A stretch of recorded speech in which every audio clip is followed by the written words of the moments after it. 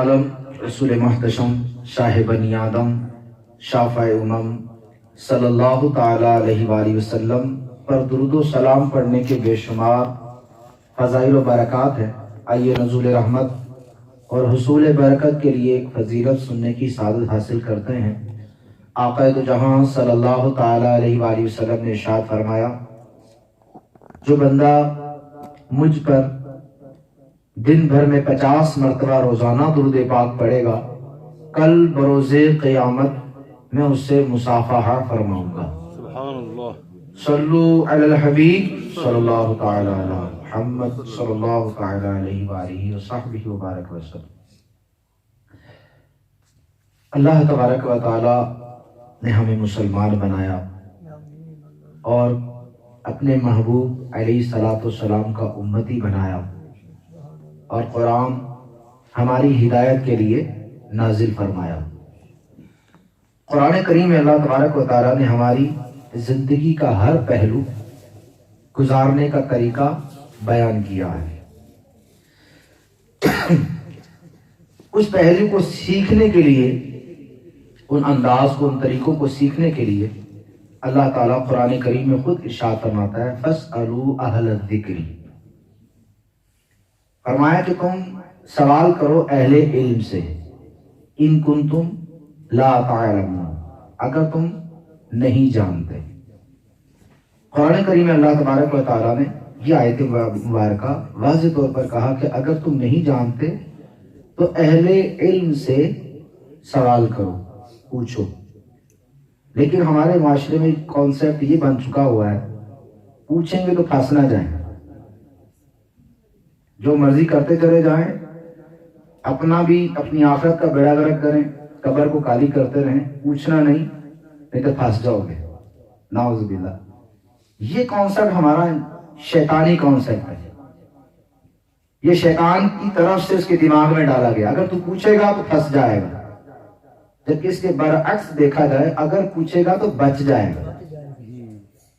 اگر اس کو یہ پتا چل جائے کہ اس میں میرے رب کی ناراضی ہے، اس کام کے اندر میری آخرت کی بربادی ہے، تو وہ پھنسے گا یا بچے گا؟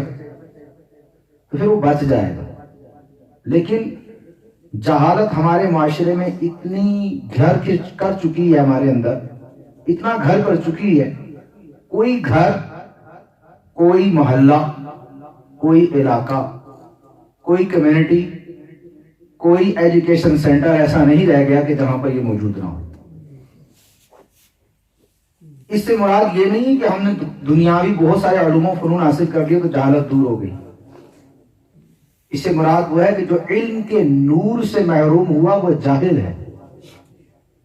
وہ جہالت جس کمیونٹی میں آ جاتی ہے، جس ملک میں آ جاتی ہے، جس شہر میں، جس علاقے میں، جس گھر میں آ جاتی ہے، وہ جہالت اس جگہ کو تباہ و برباد کر دیتی ہے، روحانی طور پر، اخروی طور پر اور دنیاوی طور پر بھی۔ ایک حدیث پاک سنیے، اس سے اندازہ لگائیے کہ جہالت کیسی بڑی نحوست ہے۔ سرکار دو عالم صلی اللہ تعالی علیہ وآلہ وسلم نے ارشاد فرمایا کہ جب اللہ تبارک و تعالی نے جہالت کو پیدا کیا تو اللہ تعالیٰ نے جہالت سے کہا کہ قریب آ، تو وہ دور چلی گئی، جب کہا کہ دور جا تو وہ قریب آ گئی۔ جاہل ہے، جہالت ہے۔ اور اللہ تبارک و تعالیٰ نے اپنے جلال میں آ کر ارشاد فرمایا کہ مجھے اپنی عزت و جلال کی قسم، تو مجھے اپنی تمام مخلوق کے اندر سب سے ناپسندیدہ ہے، اور تجھے میں اپنے ناپسندیدہ لوگوں کے اندر رکھوں گا۔ اس سے حساب لگائیں کہ جہالت اللہ کے نزدیک کتنی بری چیز ہے۔ اور پھر دوسرا پہلو، رب نے فرمایا کہ تو بھی مجھے ناپسندیدہ ہے اور تجھے میں اپنے ناپسندیدہ بندوں کے اندر رکھوں گا۔ یعنی کہ جو لوگ جاہل ہیں، جو علم سے دور ہیں، جو علماء کی صحبت سے دور ہیں، جو اپنی ضروریات زندگی کے مسائل سیکھنے سے دور ہیں، وہ اللہ کے ناپسندیدہ بندے ہیں، کیونکہ ان کے اندر وہ جہالت آ گئی۔ اور جس میں جہالت آتی چلی جائے گی وہ اللہ کا ناپسندیدہ بندہ بنتا چلا جائے گا۔ اور علم جس کے اندر آتا چلا جاتا ہے وہ قرب الہی دلاتا چلا جاتا ہے. علم اللہ کا قرب دلانے والا ہے, معرفت الہی دلانے والا ہے. قرآن کریم میں اللہ تعالیٰ ارشاد فرماتا ہے کہ علماء ہی اللہ سے ڈرنے والے ہیں. علماء نے اس کی شرح میں لکھا ہے, اس کی تفسیر میں, کہ علماء ہی اللہ سے ڈرنے والے ہیں. اس سے مراد کیا ہے؟ اس سے مراد ہو کہ جن کے پاس علم ہے ان کو پتا ہے کہ اس کام کے اندر اللہ کی ناراضی ہے, اس کام میں اللہ کی رضا ہے. اور جس کو یہ پتا ہوگا وہی اللہ سے ڈرنے والا ہوگا. جس کو پتا ہی نہیں کہ یہ چیز حلال ہے کہ حرام ہے, جس کو پتا ہی نہیں ہے کہ مجھے جہنم کی طرف لے جانے والی ہے, میری آخرت کو برباد کرنے والی ہے, اس کو کیسے پتا کہ میں نے اس چیز سے بچنا ہے؟ آج ہمارے معاشرے میں ایسے ایسے ناسور پیدا ہو چکے ہیں, باطنی امراض اتنے بڑھ چکے ہیں, اور اس کی وجہ جہالت ہے. چند نام اس کے آپ سن لیں: غیبت, چغلی, حسد, تکبر, حب جاہ, حب مدح. یہ ہمارے اندر اتنا بڑھ چکا ہے کوئی حد نہیں, لیکن ہمیں پتہ ہی نہیں ہے. غیبت کہتے کس کو؟ ہم دو بندے بیٹھے ہیں, تیسرے کی جب بات کریں گے تو لازمی اگر اس کی اچھائی بیان نہیں کر رہے تو پھر وہ یا تو غیبت ہوگی یا بہتان ہوگا. اور غیبت سے بچنا انتہائی مشکل ہوتا ہے. علماء فرماتے ہیں غیبت سے بچنے کا بہترین طریقہ ہے جب دو دوست آپس میں ملے تیسرے کی بات نہ کریں. جب تیسرے کی بات ہی نہیں کریں گے, اپنی بات کریں جو کرنی ہے, تو پھر غیبت نہیں ہوگی. دوسرا بچنے کا طریقہ, اس کو علم ہونا چاہیے.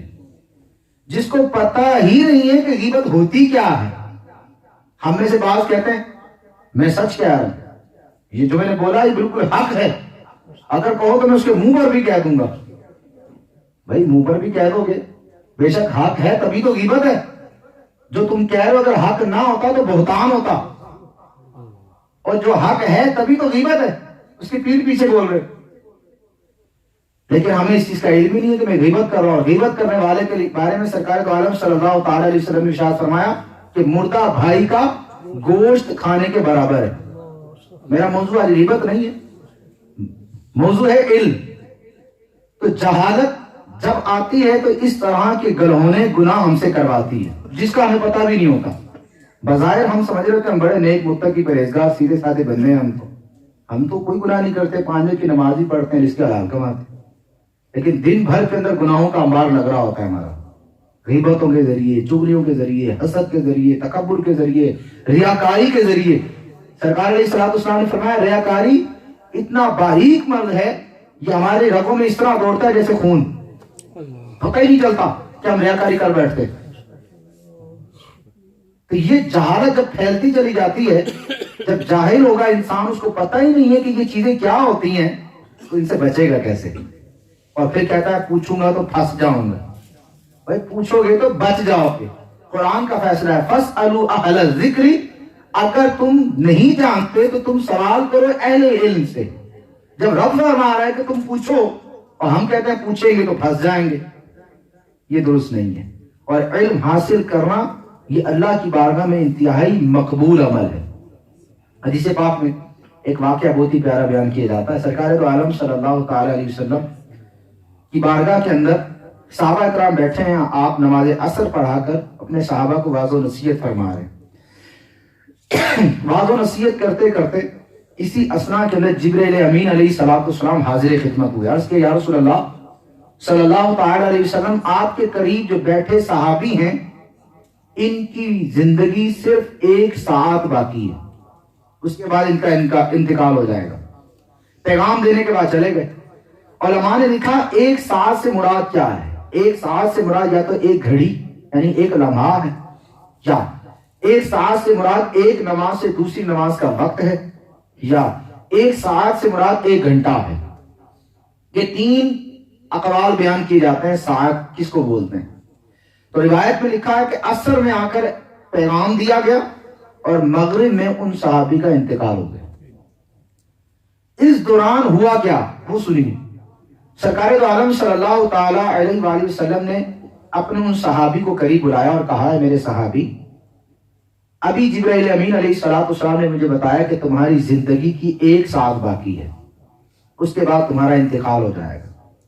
میں اور آپ غور کریں, اگر ہمیں پتا چل جائے کہ ہمارا 1 گھنٹے میں ہماری موت ہو جانی ہے, ہم کیا کریں گے؟ ہمیں فکر کس کی ہوگی؟ ہمیں ٹینشن پڑ جاتی ہے, میرا وہ فلاں سے قرض لینا ہے, فلاں کی جائیداد ہے, ادھر کاغذ پھنسے ہوئے ہیں, ادھر میرا مال پھنسا ہوا ہے, تھوڑی جائیداد تقسیم کر دوں, بچوں کو بلا لوں, یہ کر لوں. ہم اس کام میں پڑ جاتے ہیں. مرنے کا وقت قریب ہے, ہمیں پھر بھی دنیا یاد آ رہی ہوتی ہے, مال کی تقسیم کاری میں لگے ہوئے, مال سمیٹنے میں لگے ہیں, جو ساتھ جانا ہی نہیں ہے. یہ کیا ہے؟ جہالت تھی تو اور کیا ہے؟ اگر اس کو علم ہوتا تو کون سا عمل کرتا جو صحابہ نے کیا؟ وہ صحابی عرض کرتے ہیں, یا رسول اللہ صلی اللہ تعالی علیہ وسلم, میری زندگی کی 1 سال باقی ہے, آپ میرے آقا ہیں, آپ یہ ارشاد فرمائیے کہ میں اس وقت کے اندر کون سا ایسا عمل کروں کہ میرا رب مجھ سے راضی ہو جائے, جو میرے رب کی بارگاہ میں انتہائی مقبول عمل ہو. میں کون سا ایسا عمل کروں؟ تو علماء نے لکھا کہ اس وقت کے اندر سرکار دو عالم صلی اللہ تعالی علیہ وسلم نے جو ان کو حکم ارشاد فرمایا ہے, وہی عمل سب سے افضل و اعلیٰ عمل ہے. آپ نے ارشاد فرمایا کہ اے میرے صحابی, تو علم حاصل کرنے میں مشغول ہو جا. پتا چلا کہ علم حاصل کرنا تمام عبادات اور اعمال سے افضل ہے. اس کی توجیہ, اس کی وجہ علماء نے لکھی کہ اگر اس کے پاس علم ہے, کیونکہ اس وقت کے اندر اگر طواف کعبہ افضل ہوتا تو میرے آقا فرماتے کہ تو طواف کعبہ میں مشغول ہو جا.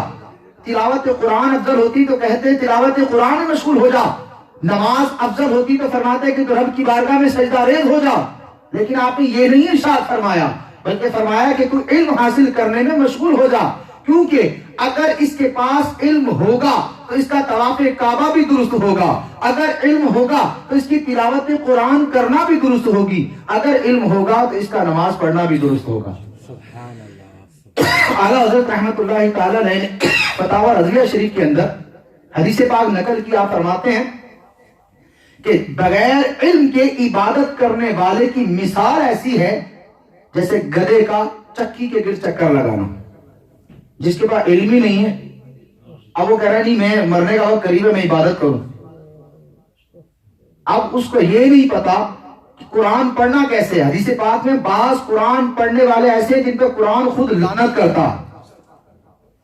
ایک اور حدیث پاک میں سرکار علیہ الصلوۃ والسلام نے ارشاد فرمایا کہ بعض نمازیں پڑھنے والے ایسے ہیں جن کی نمازیں کل بروز قیامت کالے کپڑے میں لپیٹ کر ان کے منہ پر ماری جائیں گی.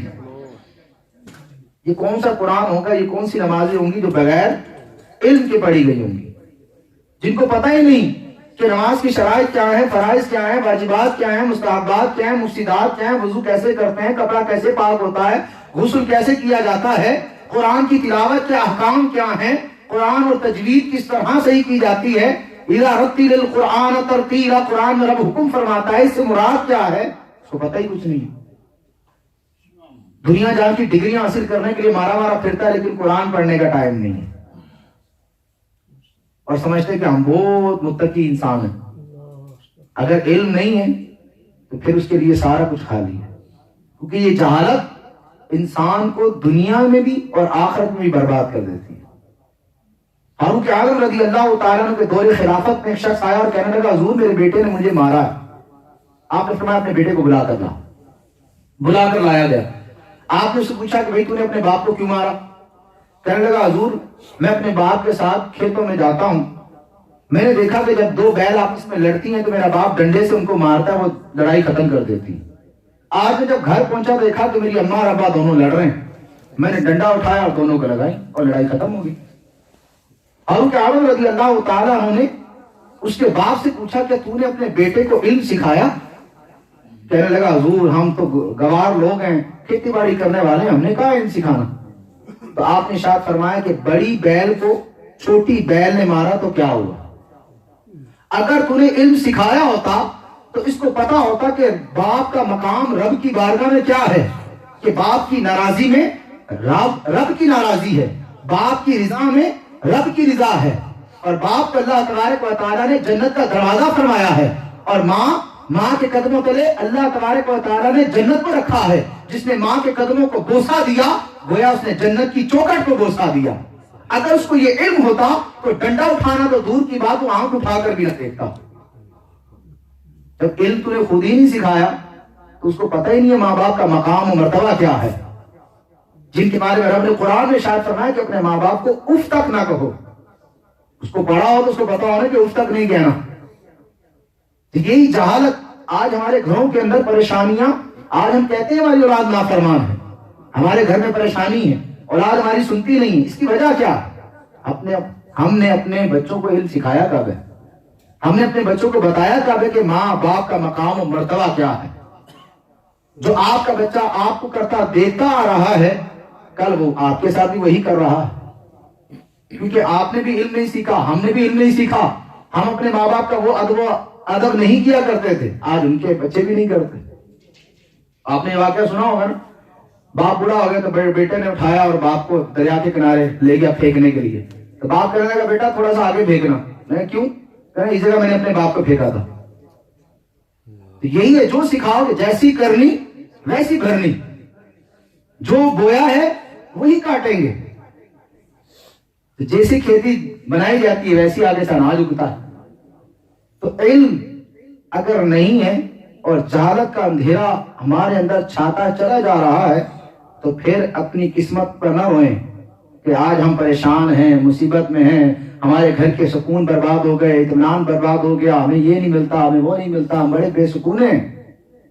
کہتے ہیں جو کچھ بھی ہیں اپنے ہی ہاتھوں کے ہیں کرتوت، شکوا ہے زمانے سے نہ قسمت سے گلا ہے. یعنی کہ جو کچھ بھی کیا جا رہا ہے یہ سب ہمارے ہاتھوں کا ہے. اگر ہم نے علم حاصل کیا ہوتا، اگر ہم نے قرآن کو سمجھا ہوتا، ہم نے پیارے آقا علیہ الصلوۃ والسلام کی سیرت مبارکہ کو ڈھالا ہوتا اپنی زندگی کے اندر، تو ہمارے گھروں کے اندر یہ حال نہ ہوتا، ہمارے شہروں کا یہ حال نہ ہوتا، ہمارے ملکوں کا یہ حال نہ ہوتا، ہمارے مسلمانوں کا یہ حال نہ ہوتا.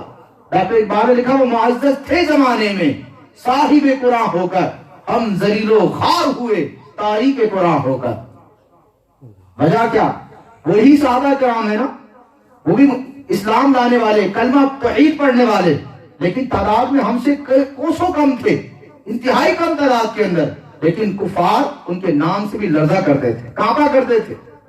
فاروق اعظم رضی اللہ تعالیٰ عنہ جس جگہ سے گزر جاتے وہاں پہ شیطان بھی نہیں آیا کرتا تھا، کیونکہ ان کے اندر قوت ایمانی تھی، ان کے اندر علم تھا، یہ قرآن کے عالم تھے.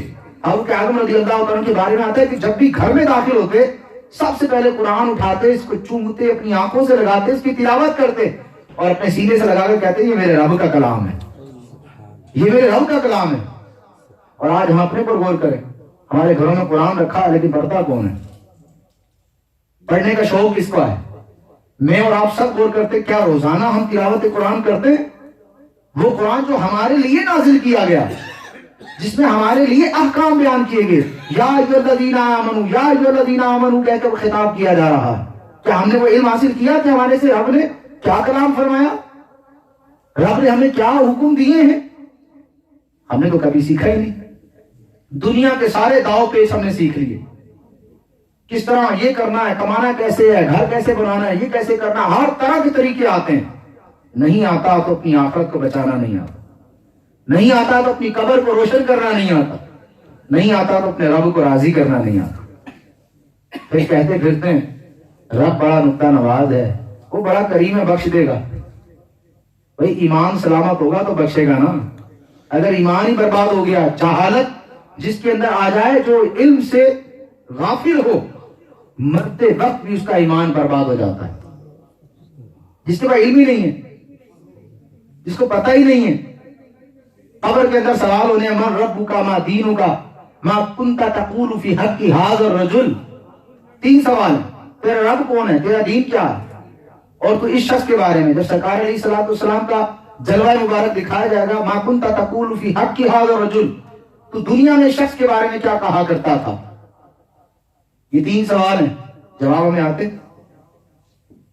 میں اور آپ اس پہ خود غور کر لیں، کیا ہم اس دین کو جانتے ہیں جو رب نے ہمارے لیے اتارا ہے؟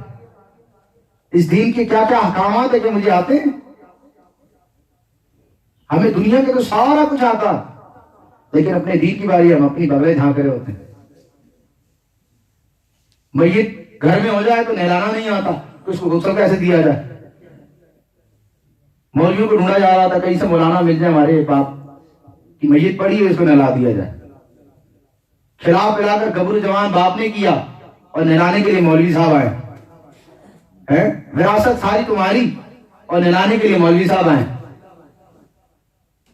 حضرت علی رضی اللہ تعالیٰ نے ارشاد فرمایا, ان سے روایت ہے کہ پیارے آقا علیہ الصلوۃ والسلام ارشاد فرماتے ہیں کہ جس نے کسی میت کو نہلایا, کفنایا اور اس کو دفنایا, اس کا جنازہ پڑھایا اور اس میں کوئی عیب نظر آئے, کسی کو نہ بتایا, وہ ایسا ہے جیسے آج یہ اپنی ماں کے پیٹ سے پیدا ہوا ہے.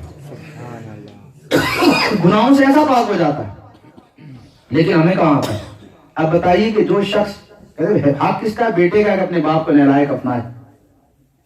بیٹا اپنے سارے حق جتا رہا ہوتا ہے, وراثت میں میرا حق ہے, گھر میں میرا حق ہے, کاروبار میں میرا حق ہے, فلاں میں میرا حق ہے, لیکن نہلانے میں تیرا حق نہیں ہے. وہاں جا کے کچھ بھی نہیں آتا. جنازے میں ہاتھ باندھ کر کھڑا ہے, لیکن اس کو یہی نہیں پتا کہ میں نے باپ کے لیے دعا کیا کرنی ہے. اللہم اغفر لی حینا و میتنا و شاہدنا و غائبنا نہیں پڑھنا آتا اس کو, وہ بند کر کے کھڑا ہوا ہے. بقیہ سارے حق یاد ہیں اس کو کہ میرے یہی حق ہیں, لیکن یہ حق بھی اسی کا تھا کہ باپ کا جنازہ بھی یہی پڑھا ہے. کسی روایت میں نہیں لکھا کہ مولانا صاحب آگے جنازہ پڑھائیں. بیٹے کا حق ہے, وارثوں کا حق ہے کہ وہ آ کے جنازہ پڑھائیں. اب جب اس قابل نہیں ہے پھر وہ اجازت دیتے ہیں کہ مولانا صاحب آپ پڑھا لیں. پہلا حق تو بیٹے کا تھا نا. تو علم, ہر جگہ پر علم. بچہ جوان ہوتا ہے تو بلوغت کے احکام سیکھنا اس کو فرض ہو جاتے ہیں. اگر اس کو علم نہیں سکھایا وہ ناباک ہی رہے گا. اس کا مسجد میں آنا جائز نہیں ہے, قرآن کو چھونا جائز نہیں ہے. ہم نے اپنے بچوں کو کاروبار سکھایا, اسکول بھیجا, ٹیوشن بھیجا, لیکن اس کو غسل کرنا نہیں سکھایا. بیٹا تو 14 سال کا ہو چکا, 13 سال کا ہو چکا, تو غسل فرض ہو سکتا ہے تیرے اوپر. غسل کیسے کرتے ہیں؟ باپ کبھی اپنے بیٹے کو نہیں سکھاتا. کیوں؟ شرم آتی ہے. دنیا جا کے سارے داؤں پہ سکھاتے, شرم نہیں آئی. غسل کا طریقہ سکھاتے, شرم آتی ہے. یا شرم آتی ہے حضرت کو خود ہی نہیں آتا کہ غسل کا طریقہ کیا ہے, اس کے فرائض کیا ہے. تو علم حاصل کرنا ہمارے لیے انتہائی ضروری ہے, اور علم حاصل کرنے کے لیے ہمارے لیے بہت سارے ذرائع موجود ہیں. کیونکہ علم نہیں ہوتا جس کے پاس, شیطان اس سے بڑا راضی ہوتا ہے. ایک روایت بیان کی جاتی ہے, سرکار علیہ الصلوۃ والسلام نے ارشاد فرمایا کہ شیطان سمندر پر اپنے چہرے چانٹوں پر لے کر بیٹھا, پوری اس نے مجلس لگائی اور سب سے کتاب لے رہا, جی بتاؤ کہ تم نے کیا کیا کارنامے کیے. کوئی شیطان اس کا کہتا ہے, چیلا اس کا کہتا ہے کہ میں نے آج 2 بھائیوں میں لڑائی کروائی. یہ سب شیطان ہی کرواتا ہے. یہ گھروں میں طلاقیں ہو رہی ہیں, بھائی بھائی سے ملنے کے لیے تیار نہیں ہے, ماں باپ کی جو ہے ادب کرنے کے لیے اولاد تیار نہیں ہے, ماں باپ اولاد کو دیکھنے کے لیے تیار نہیں ہے. یہ سب شیطان کروا رہا ہوتا. اس نے پوچھا کہ تم نے کیا کارنامے کیے. کوئی کہتا ہے کہ میں نے آج قتل کروا دیا, کوئی کہتا ہے آج میں نے میاں بیوی میں طلاق کروا دی, کوئی کہتا ہے کہ آج میں نے جھگڑا کروا دیا, آج میں نے چوری کروا دی, کسی کو میں نے جو ہے دھوکہ دہی کا وعدہ کر دیا, کسی کو میں نے رشوت لینے کا وعدہ کر دیا. سب اپنے اپنے کارنامے سنا رہے. اب وہ سردار سن رہا. آخر میں ایک شیطان کہنے لگا کہ میں نے آج ایک بچے کو مدرسے جانے سے روک دیا. بڑا خوش ہوا, اس کو قریب بلایا, اعزاز و اکرام دیا, انعام دیے. دیگر شیطان چہرے اس کے کہنے لگے ہم نے اتنے بڑے بڑے گناہ کروائے, کسی نے قتل کروا دیا, کسی نے زنا کروا دیا, کسی کو شرابی بنا دیا, ہمیں کوئی اعزاز و اکرام نہیں, کوئی انعام نہیں. اس نے ایک بچے کو مدرسے جانے سے روکا ہے, اس کو بڑا انعام دیا جا رہا ہے. تو وہ شیطانوں کا سردار کہنے لگا تمہیں نہیں معلوم اس نے کتنا بڑا کارنامہ کیا. پھر آؤ میں تمہیں بتاتا ہوں. سارے شیطانوں کو لیا ساتھ اور پہنچا ایک عابد و زاہد کے پاس. عابد و زاہد وہ جو صائم الدہر, قیام اللیل, راتوں کو قیام کرنے والا, دن میں روزہ رکھنے والا, لیکن جاہل ہے, علم نہیں ہے اس کے پاس. ایسے کئی لوگ ملتے ہیں جو تہجد گزار ہوں گے, مسجد کے اندر پڑے رہنے والے ہوں گے, لیکن بیچارے کو وضو کرنا نہیں پتا. اس کو یہی نہیں پتا کہ وضو کے فرائض کتنے. علم نہیں ہے اس کے پاس, عقائد نہیں پتا اس کو اپنے کیا ہیں. اس کو جنت, برزخ, دوزخ ان کے بارے میں, فرشتوں کے بارے میں, انبیاء کے بارے میں, صحابہ کے بارے میں, اللہ کے بارے میں عقیدہ ہی نہیں پتا کیا ہے. بالکل جاہل ہے ان چیزوں سے. وہ عابد و زاہد, سرکار علیہ الصلوۃ والسلام نے ارشاد فرمایا کہ جو علم رکھنے والا ہے, ایک سست عالم سے مراد جو صرف فرائض پڑھتا ہو, صرف فرائض پڑھتا ہو, عالم ہو, صرف فرائض پڑھتا ہو, ایسے 70 عابدوں سے افضل ہے. جو دن کو روزہ رکھے اور رات کو قیام کریں لیکن ہو جاہل. تو ایسا عالم جو صرف فرائض کی پابندی کرتا ہو، سست ہو اور کوئی کام نہ کرتا ہو، وہ 70 عابدوں سے افضل ہے. اب شیطان ایک عابد کے پاس پہنچا، تہجد کا وقت تھا، عابد صاحب تہجد پڑھنے جا رہے ہیں. شیطان رستے میں ملا، کہنے لگا اے عابد و زاہد، میں ایک سوال کرنا چاہتا ہوں، کیا کروں؟ کہنے لگا پوچھو پوچھو، جلدی کرو، میں نے تہجد پڑھنی. نے کہا کہ تو یہ بتا، یہ چھوٹی سی شیشی میں لے کر آیا ہوں، اس شیشی کے اندر اللہ تبارک و تعالیٰ یہ پوری دنیا کائنات کو سما سکتا ہے؟ اب عابد سوچ میں پڑ گیا کہ چھوٹی سی شیشی اور اتنی بڑی دنیا، بس اتنا اس کا سوچنا تھا. شیطان نے کہا بس ٹھیک ہے، رہنے دے. وہ وہاں سے چل پڑا اور اپنے چیلوں کو کہنے لگا کہ یہ عابد و زاہد اگر اس کو 70 سال بھی ہو گئے عبادت کرتے ہوئے، ایک لمحے کے اندر ہم نے اس کو کافر بنا دیا. اس کا یہ سوچنا کہ اتنی سی شیشی اور اتنی بڑی دنیا، بس اتنا سوچنا، اس کا ایمان برباد ہو گیا. اس کی ساری عبادتیں اکارت گئیں، سارے سجدے، ساری عبادتیں ختم ہو گئیں. اس کی ایک لمحے کے اندر اس کا ہم نے ایمان سلب کر دیا، ایمان برباد کر دیا اس کا. اب وہی شیطان اپنے چیلے چانٹوں کو لے کر ایک عالم کے پاس پہنچا. فجر کی نماز کے بعد علامہ صاحب نکلے گھر سے، وہاں مسجد سے گھر کے لیے. رستے میں شیطان نے پکڑ لیا، کہا کہ حضور ایک سوال پوچھنا ہے. کہا پوچھو. کا سوال یہ ہے کہ یہ چھوٹی سی شیشی ہے، کیا اس کے اندر اللہ تعالیٰ پوری دنیا کو سما سکتا ہے؟ ابھی اس کا اتنا ہی کہنا تھا، وہ عالم کہنے لگا تو ضرور شیطان لعین ہے کہ تیرے سوا کوئی ایسا سوال نہیں کر سکتا. لا حول ولا قوت الا باللہ العلی العظیم جیسی پڑھا، تمام شیطانوں کو آگ لگ گئی. آگ بجھاتے بھاگتے نظر آئے. وہ عالم کہنے لگا میرا رب ان اللہ علی کل شیء قدیر ہے، وہ ہر شے پر قادر ہے. تو کہتا ہے کہ اس شیشی کے اندر پوری دنیا کو رب سما دے؟ تو یہ بات کہتا ہے میرا رب چاہے تو سوئی کے ناکے سے پوری کائنات کو گزار سکتا ہے. میرا رب چاہے تو سوئی کے ناکے سے، سوئی کا ناکا ہوتا کتنا ہے، ذرا سا سراغ یوں کر کے دھاگا ڈالنا پڑتا ہے. میرا رب چاہے تو پوری دنیا کائنات کو سوئی کے ناکے سے گزار دے. یہ عقیدہ ہے اس کا. اب وہ اپنا ایمان بچا گیا. اس لیے کسی نے کہا عالم کی موت عالم کی موت ہے. امام اعظم ابو حنیفہ رحمۃ اللہ تعالی علیہ کے دور کے بچے بھی بڑے ذہین و فطین ہوا کرتے تھے. آپ جا رہے تھے، دیکھا ایک بچہ وہاں کیچڑ پڑا ہوا تھا، پھسلنے لگا. تو آپ نے فرمایا کہ بیٹا سنبھال کے چلو، گر نہیں جانا. بچہ کہنے لگا حضور میں گرا تو کوئی مسئلہ نہیں، آپ سنبھال کر چلنا، آپ گرے تو ساری امت گر جائے گی. کیونکہ آپ امام اعظم ابو حنیفہ تھے. عالم کی موت عالم کی موت، کیونکہ عالم کئیوں کے ایمان کو اپنی مٹھی میں لے کر بیٹھا ہوتا. حدیث پاک میں سرکار علیہ الصلوۃ والسلام نے ارشاد فرمایا کہ جو علم حاصل کرنے والا ہے، علماء ہیں، ان کے لیے سمندر کے اندر مچھلیاں استغفار کرتی ہیں، بیلوں کے اندر چونٹیاں استغفار کرتی ہیں، ہواؤں میں اڑنے والے پرندے استغفار کرتے ہیں. علماء نے لکھا کہ ان کے استغفار کرنے کی وجہ کیا ہے. انہوں نے کہا کہ اس کی وجہ یہ ہے کہ ان مچھلیوں کو، ان پرندوں کو، ان بلوں کے اندر چونٹیوں کو پتا ہے کہ عالم کی بقا سے عالم کی بقا ہے. عالم باقی رہیں گے تو عالم باقی رہے گا، اور عالم باقی رہے گا تو ہمیں رزق دیا جاتا رہے گا. کیونکہ سرکار علیہ الصلوۃ والسلام کا فرمان ہے کہ جب علم اور علماء اٹھا لیے جائیں گے اس وقت قیامت برپا ہو جائے گی. قیامت کی نشانیوں میں سے کہ جب عالم ختم ہو جائیں گے تو پھر قیامت آ جائے گی. تو علم حاصل کرنا کتنی ہمارے لیے ضروری ہے. اور آج کے دور میں علم حاصل کرنا تو انتہائی آسان ہے ہمارے لیے. دعوت اسلامی آپ کے سامنے بہت ساری اپرچونٹیز آپ کو دیتی ہے علم حاصل کرنے کی. آپ کاروبار کرتے ہیں، آپ کام کاج کرتے ہیں، پھر بھی آپ کے لیے علم حاصل کرنا آسان. ضروری نہیں ہے کہ آپ درس نظامی کر کے عالم بنے، لیکن آپ کو اپنی ضروریات زندگی کے مسائل آنے چاہیے. قرآن میں رب نے فرمایا فاسألوا اہل الذکر ان کنتم لا تعلمون، کہ تم اہل علم سے سوال کرو جا کر اگر تم نہیں جانتے. تو جس کے بارے میں آپ کو نہیں پتا وہ سوال کریں.